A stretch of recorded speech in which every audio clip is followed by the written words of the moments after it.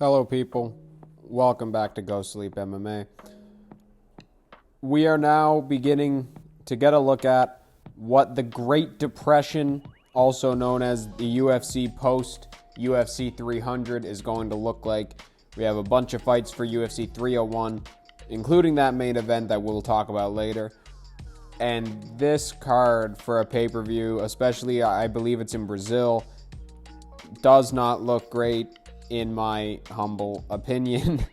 I mean, I'm just going to say a couple of names out there. We got Paul Craig. I mean, gatekeeper type dude, but I mean, boring as all hell. You know what I'm saying? We got Paul Craig. The literal dead body of Anthony Smith. The dead body of Anthony Smith.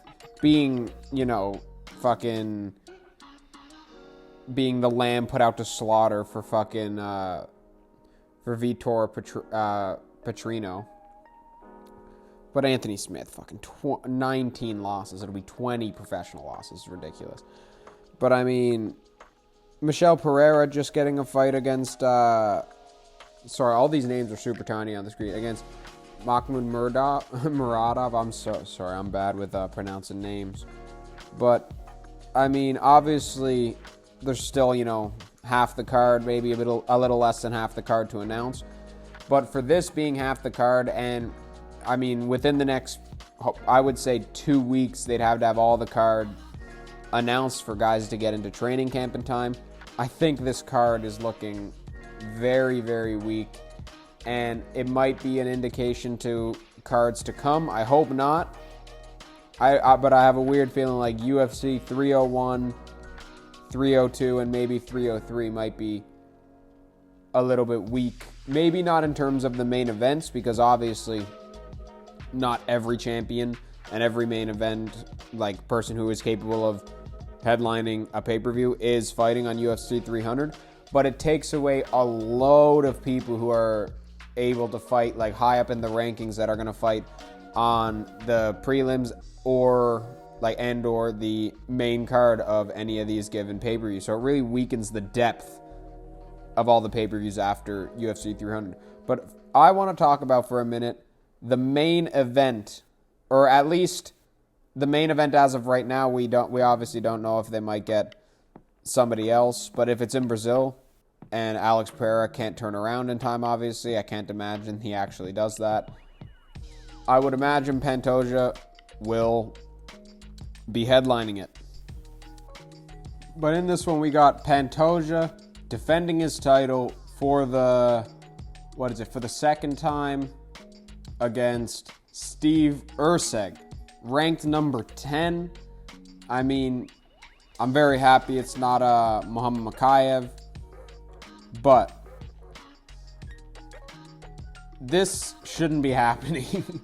The ranked 10 guy, you got to respect Pantoja for them to offer him that fight and him just say yes, the 10 ranked guy. But I mean, I think this is just going to be probably a fucking mauling by Pantoja. I think that this is going to show a difference in experience, a difference in grappling. I just think Pantoja's going to get him down, pitter-pat from half guard, mount him a couple of times, maybe get the back, and, just absolutely show him levels on the ground. And, Pantoja has an absolutely granite chin. I don't think he's going to get chinned, but that really is Steve Erceg's only chance. I don't see him having much success on the ground, and I don't see him able to keep this fight up for very long, to be honest. Pantoja is just that good at grappling, especially in the flyweight division. But I love Steve Ercerg, man. I actually would love to see him win this fight. I'd love to see him do what he did to Matt Schnell to Alexandre Pantoja, just because I think he would be a little bit more of an exciting champion, not in terms of promotability as a charismatic guy. I mean, he's a pretty soft-spoken guy as far as I've been able to tell, and he's very under the radar. But he has an exciting fighting style, knocks guys out, good power for the flyweight division for the little pipsqueak guys, and yeah, it'll probably be an interesting fight. Not overly excited for it, but it's definitely a better option than, fucking Pantoja juggling around the two Brandons again, Even though, what's his name? Even though Brandon Royval did just get a victory over Brandon Moreno, a couple of weeks ago. Royval literally fought Pantoja in December. You cannot make an argument for Royval to get that title shot. If Royval wanted to go a number one contender fight against I forget his name. The guy that God love him. The guy that Royval actually filled in for. But starts with an A. I'll look it up after. But I think if he goes and Amir Albazi, thank you. But if he goes and fights him in a number one contenders fight, I do believe then he would deserve it. But for right now, I guess we're giving it to Steve Ercerg. I'd love to see him chin him. But, I mean, no casual fan is tuning into this fight. Like, it's a horribly, horribly bad fight in terms of marketability. Like, I had a client come to me at work this morning. Me and him talk about UFC all the time. He's a pretty big fan, kind of a casual, pretty big fan.